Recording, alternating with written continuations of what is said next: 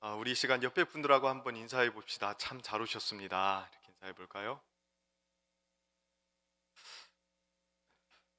기독교 정신의학자이자 또 유명한 저술가였던 스카펙이라는 정신의학자가 오랫동안 아마존 베스트셀러를 차지했던 그의 유명한 책 아직도 가야 할 길이라는 책에서 그 서문에서 이렇게 글을 시작을 합니다.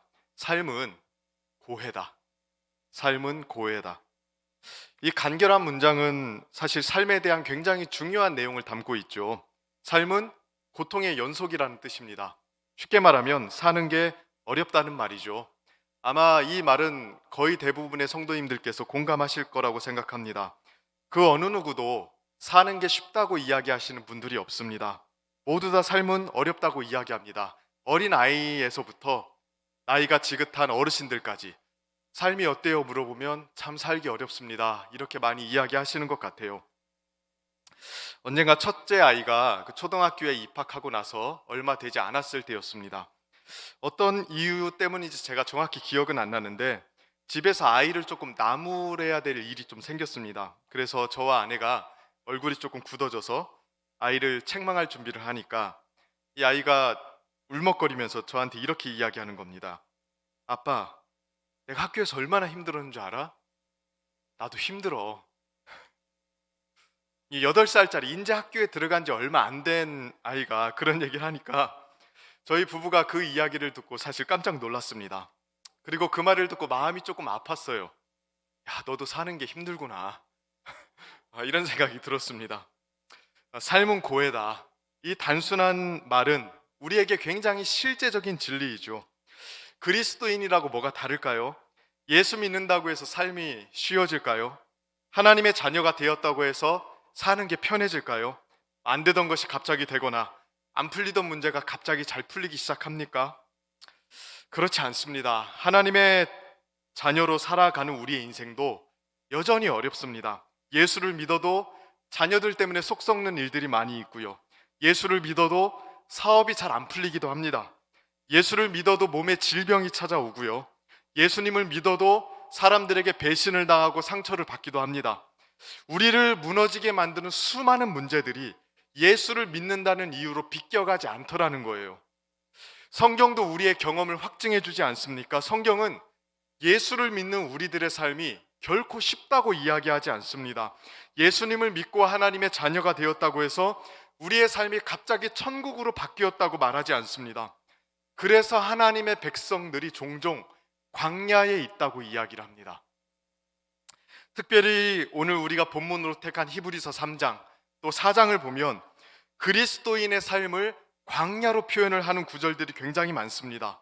이스라엘 백성들이 광야를 통과해서 가나안 땅에 들어갔잖아요.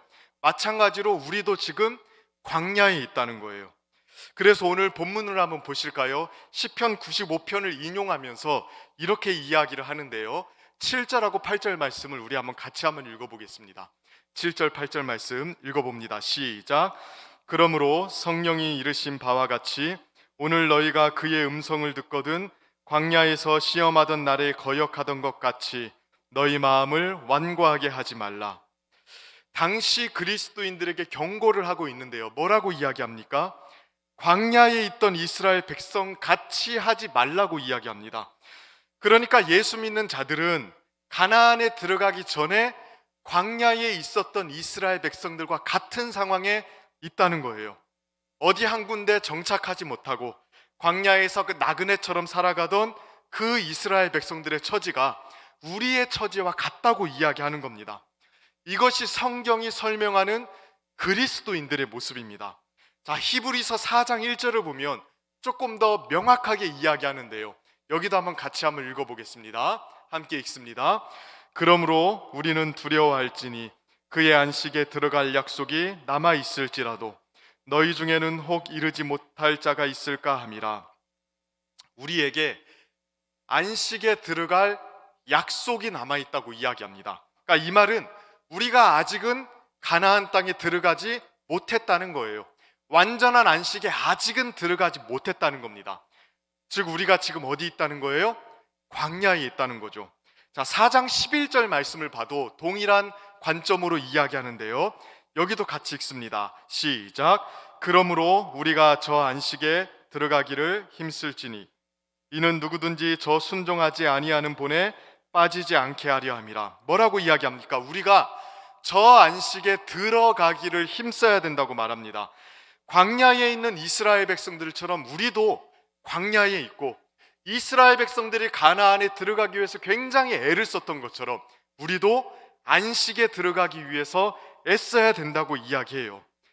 그러니까 지금 우리는 광야에 있는 겁니다. 여전히 고통스럽고 불편하고 힘겨운 광야에서 살아가고 있다는 이야기죠. 저는 이 관점을 가지고 우리의 삶을 조망하는 게 굉장히 중요하다고 생각을 해요. 우리의 삶이 광야라는 것, 아직 안식에 들어가지 못했다는 것, 그래서 여전히 불편함과 고난과 어려움을 짊어지고 살아야 된다는 것을 기억하지 못해서 낙심하고 실망하는 사람들이 꽤 많기 때문에 그렇습니다.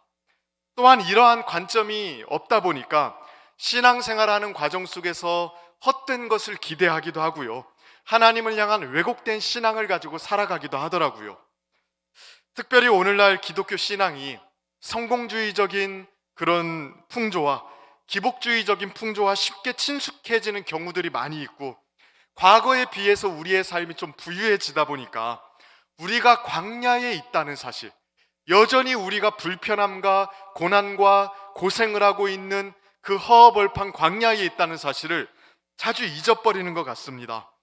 마치 이 땅이 안식처라고 생각하고 여기서 편안하고 안락하고 성공적인 삶을 누리는 것이 기독교 신앙의 핵심인 것처럼 생각하는 경우가 참 많이 있는 것 같아요.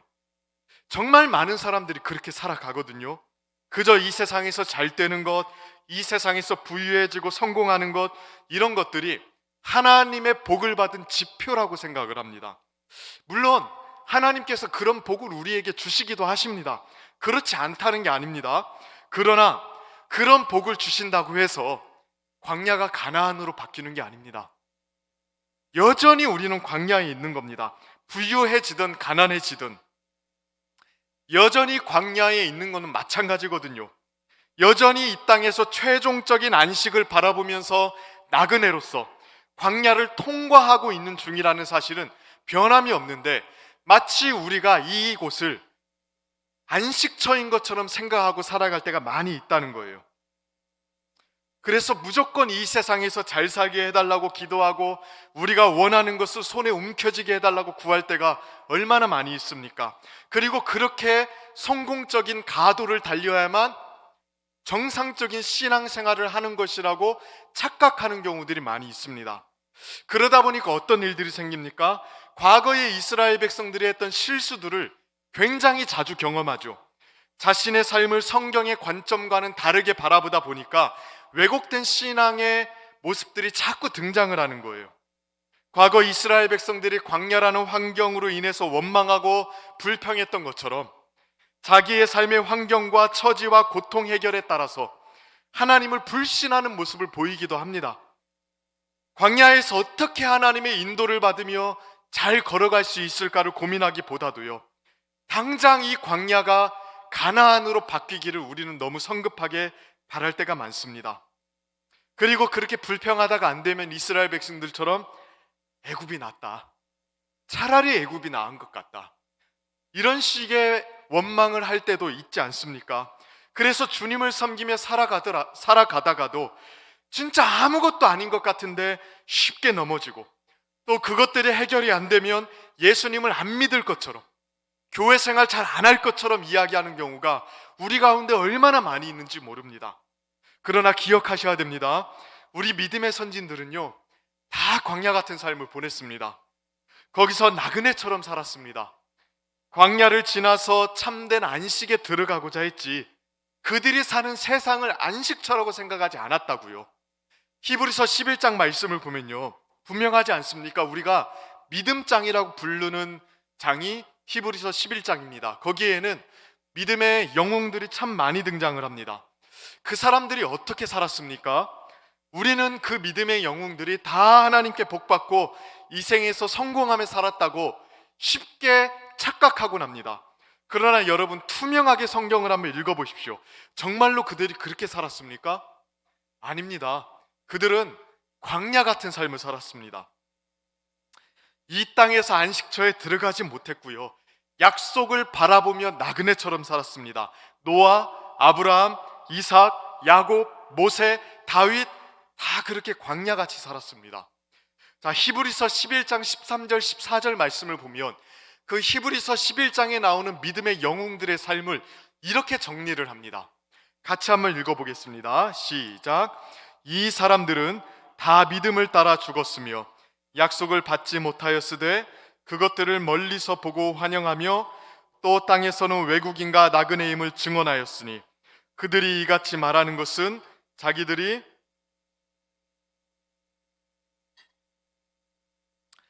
그러므로 우리가 이 기본적인 사실부터 먼저 점검할 필요가 있습니다. 우리는 아직 가나안에 이르지 못했다.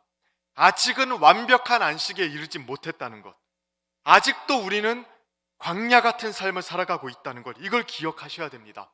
그래서 외롭고 고생스럽고 불편하고 피곤한 삶을 살아가기도 하는 겁니다.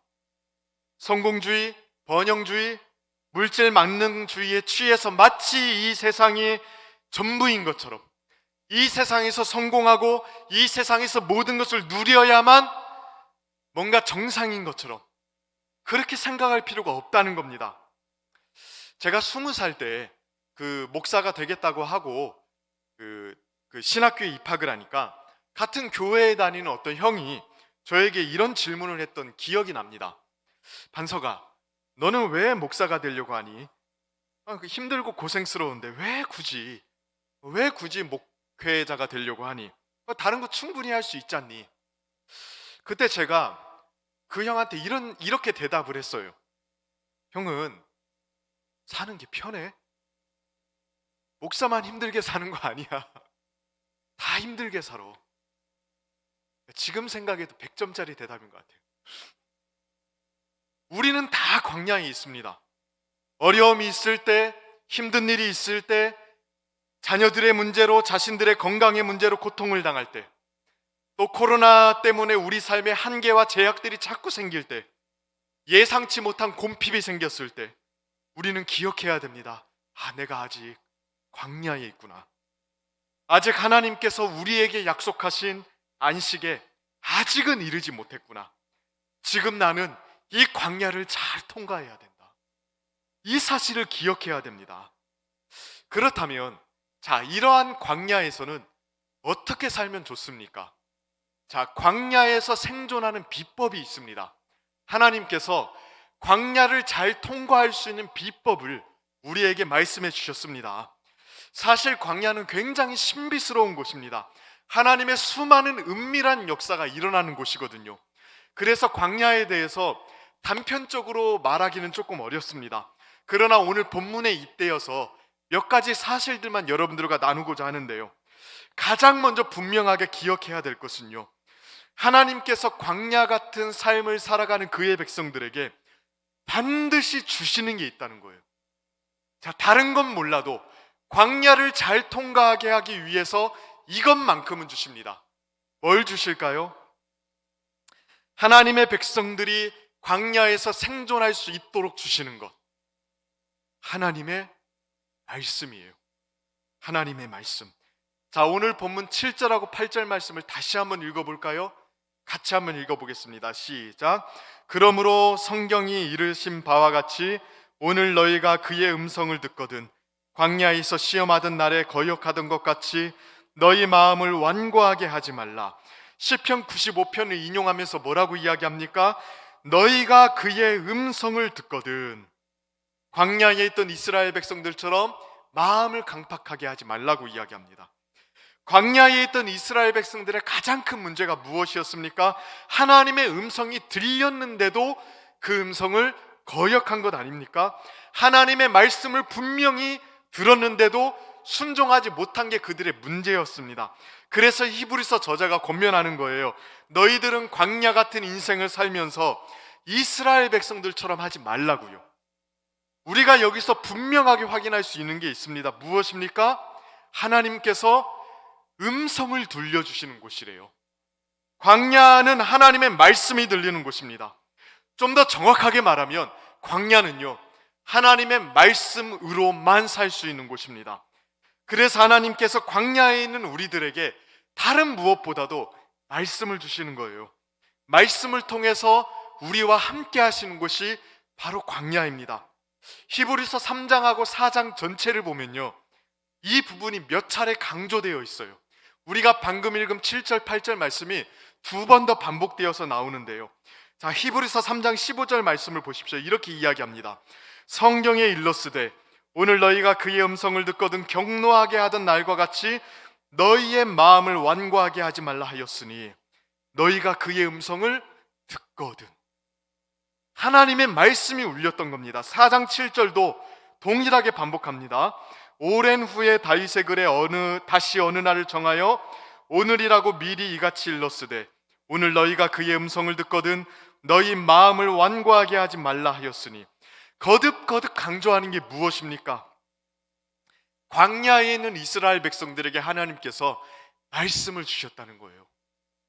이 말씀을 잘 붙들고 잘 받아야 광야에서 제대로 버틸 수 있다는 겁니다. 이스라엘 백성들이 광야에서 받았던 훈련은요, 다른 게 아니었습니다. 하나님의 말씀을 잘 듣고 그 말씀으로만 사는 법을 배웠던 거예요. 생각해 보십시오. 광야에서 무엇을 할 수 있었겠습니까? 광야는요, 돈이 필요 없는 곳입니다. 금이 있어봤자 뭐 하겠습니까? 이스라엘 백성은 금으로 금송아지밖에 만들 수 없었습니다. 금으로 할 수 있는 게 아무것도 없습니다. 목축 기술 필요 없습니다. 건축 기술 필요 없어요. 사업 수단도 필요 없습니다. 인간적인 지혜와 능력이 통하지 않는 곳, 그게 광야 아닙니까?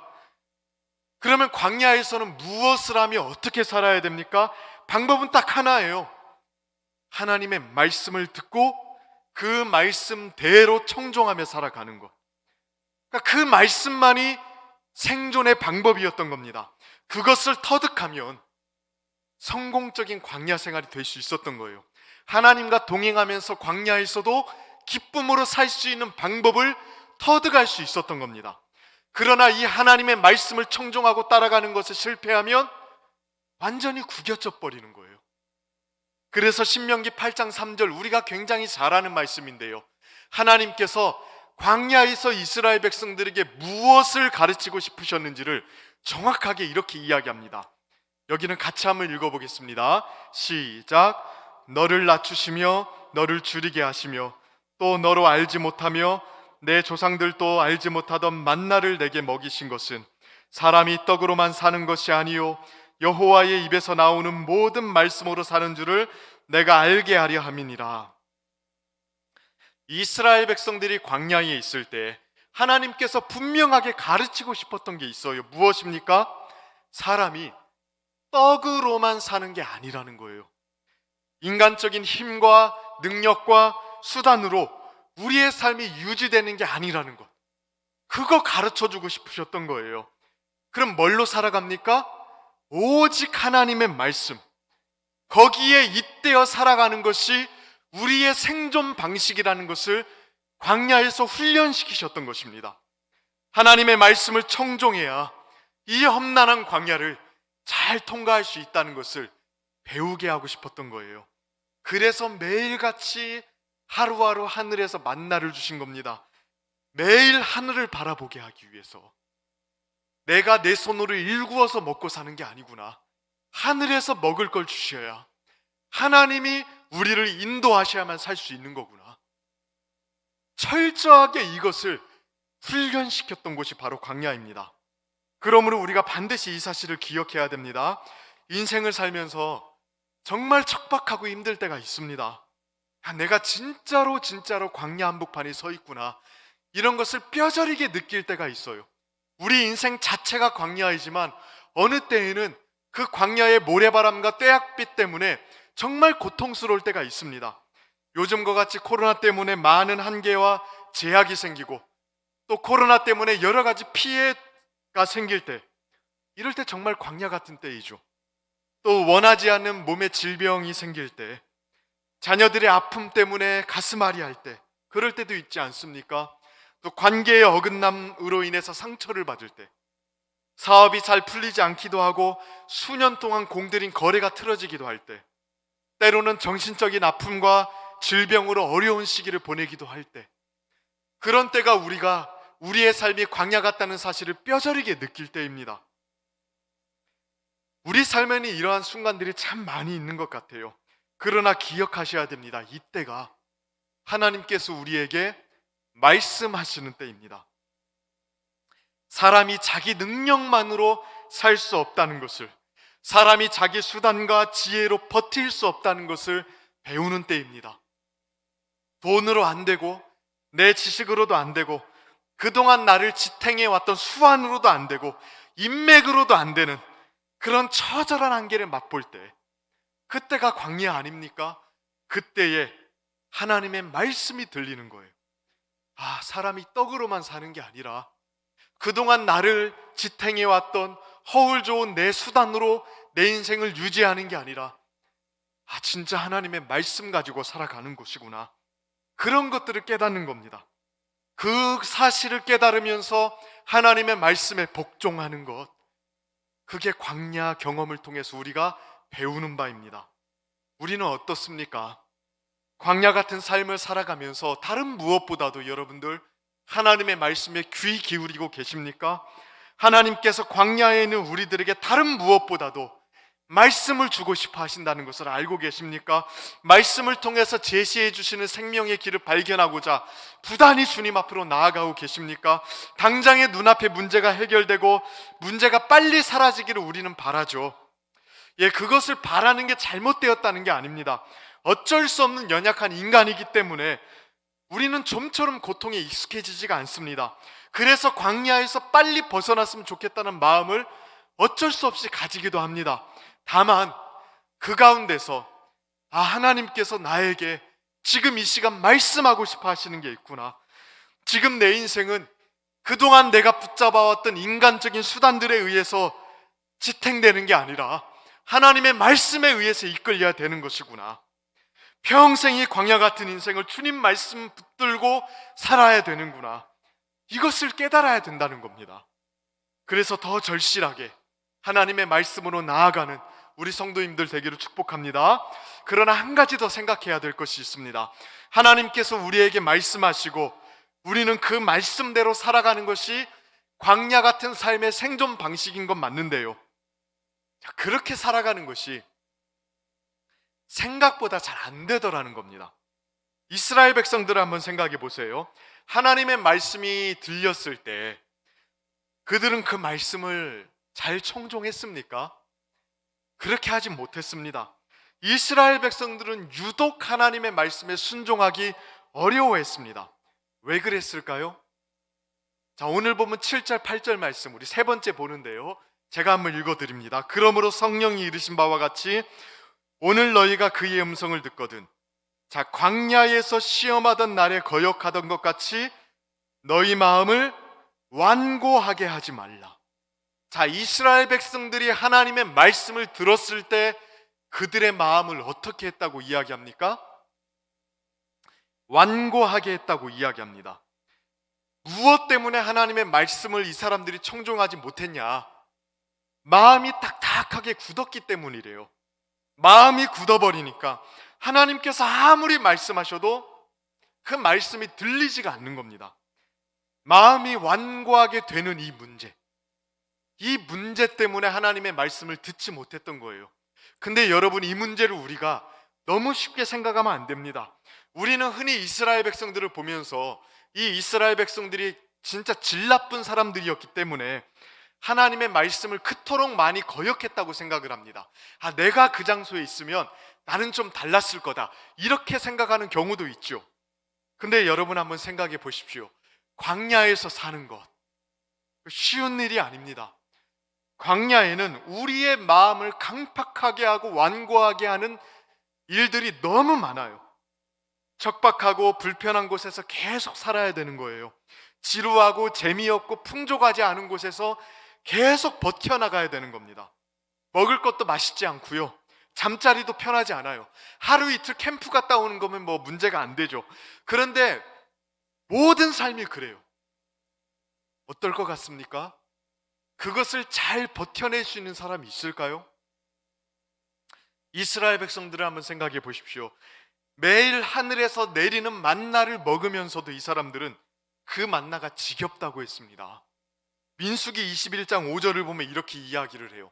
백성이 하나님과 모세를 향하여 원망하되 어찌하여 우리를 애굽에서 인도해내어 이 광야에서 죽게 하는가? 이곳에는 먹을 것도 없고 물도 없도다. 우리 마음이 이 하찮은 음식을 싫어하노라. 아침마다 먹을 게 하늘에서 내려왔다고요. 얼마나 기적적입니까? 아침마다 감격스러운 하나님의 돌보심을 경험하는 거 아닙니까? 그런데 매일 똑같은 음식을 먹으니까 지겨웠던 거예요. 지져 먹고 부쳐 먹고 삶아 먹고 뭐 다 해봐도 지겨운 겁니다. 그래서 매일 하늘에서 내리는 그 기적 같은 음식을 먹으면서도 하찮은 음식이라고 이야기를 했다고요. 사람의 마음이 그래요.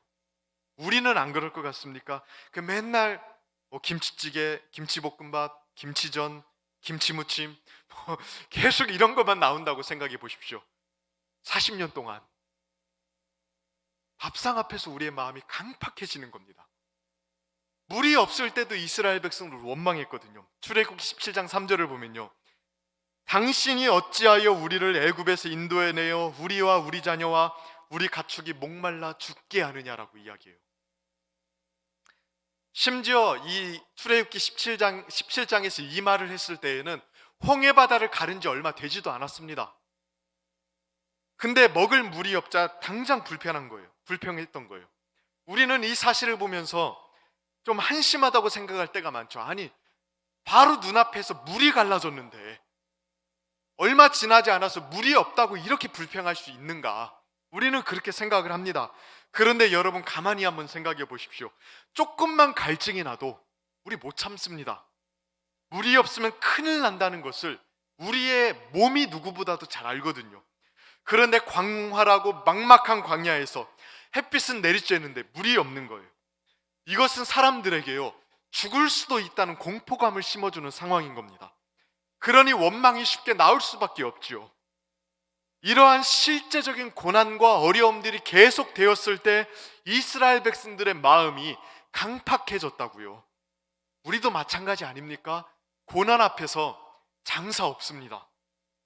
제3자의 입장에서 다른 사람의 고난을 볼 때에는 이래저래 말하기 쉽죠. 그런데 내가 직접 그 상황에 처하면 어떻습니까? 완전히 다르지 않습니까? 사람은 고난과 어려움에 절대 강하지 않습니다. 저는 그 부분을 과신하지 않습니다. 사람은 진짜 연약합니다. 조금만 고난이 오고 어려움이 오잖아요, 우리의 마음이 쉽게 강팍해지고요, 쉽게 굳어져 버립니다. 하나님의 말씀 잘 들리지도 않습니다. 들려도 순종하기가 어렵죠. 도대체 하나님 내 상황을 아시고 하시는 말씀인가? 아니, 저렇게 사는 게 가능하기나 한 말인가? 현실을 몰라도 너무 모르시는 것 같다 하나님. 이런 마음이 든다고요. 이렇게 강팍해지기 쉬운 일들이 광야 가운데 너무 많은 거예요. 그러면 어떻게 하면 좋을까요? 이렇게 강팍해져서 주의 말씀을 듣지 못하면 결과적으로 광야를 올바르고 안전하게 통과하기가 어렵거든요. 어떻게 하면 좋을까요? 오늘 본문을 보니까 강팍함을 면할 수 있는 두 가지 방법에 대해서 이야기해 줍니다. 12절하고 13절 말씀인데, 첫 번째로 12절 말씀을 한번 같이 읽어보겠습니다. 12절 말씀 함께 읽습니다. 시작.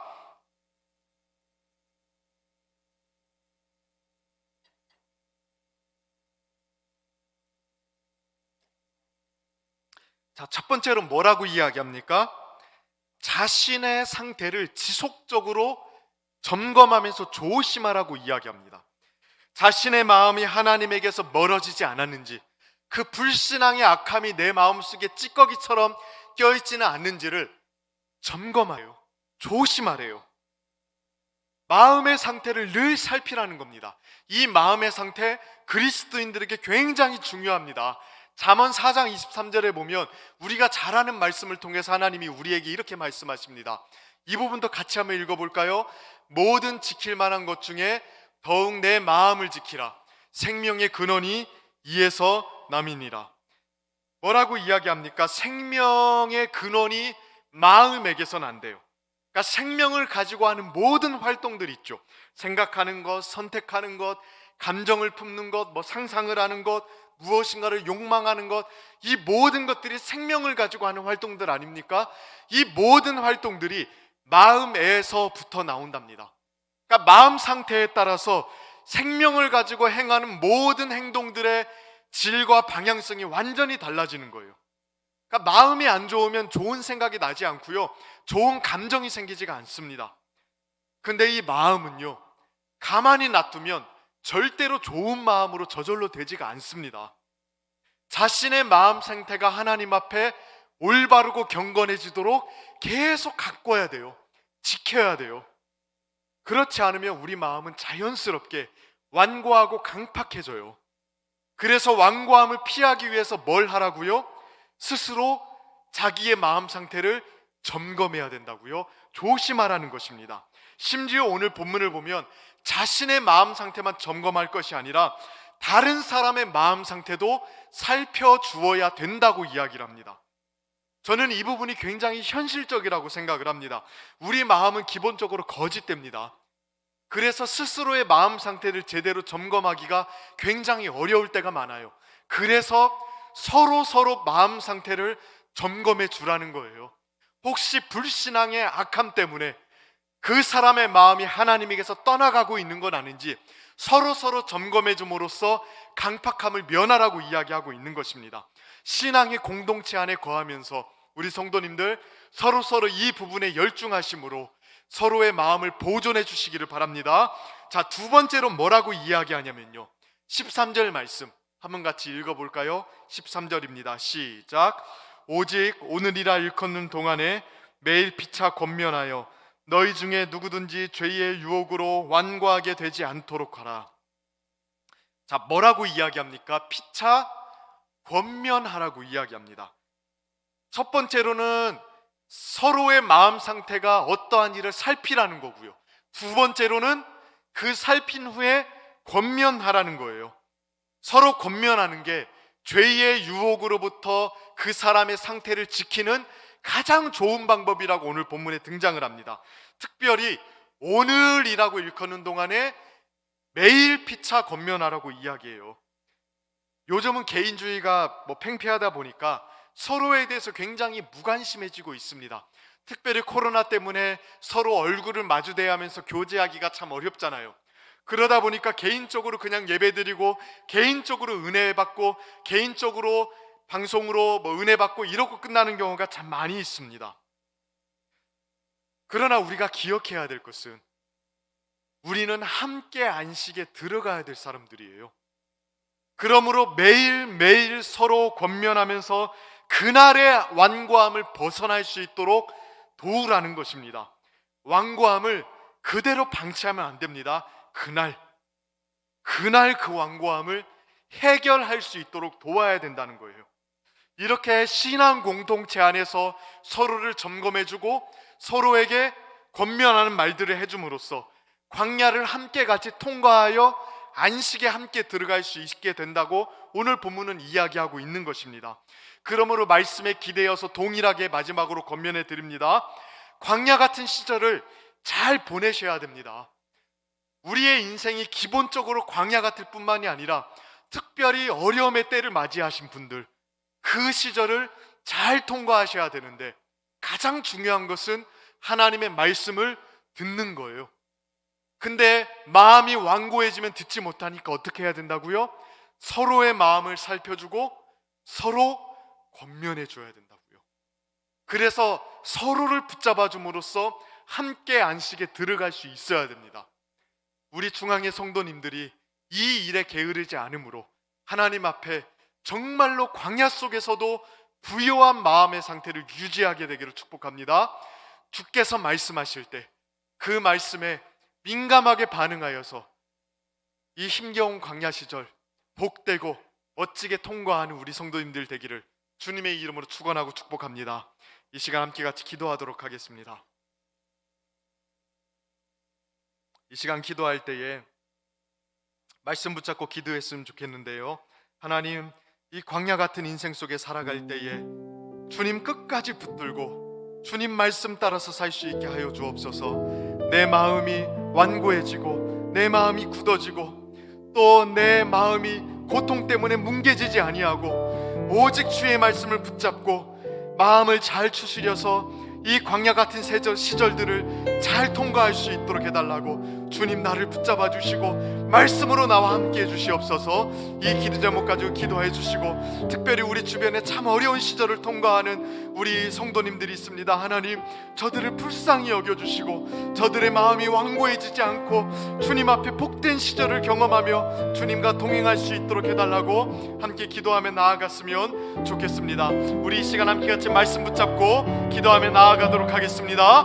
하나님 아버지 은혜와 사랑을 감사합니다. 오늘 또 하나님 주님 은혜 말씀 붙잡고 나아가오니 아버지 하나님 우리를 붙들어 주시옵소서.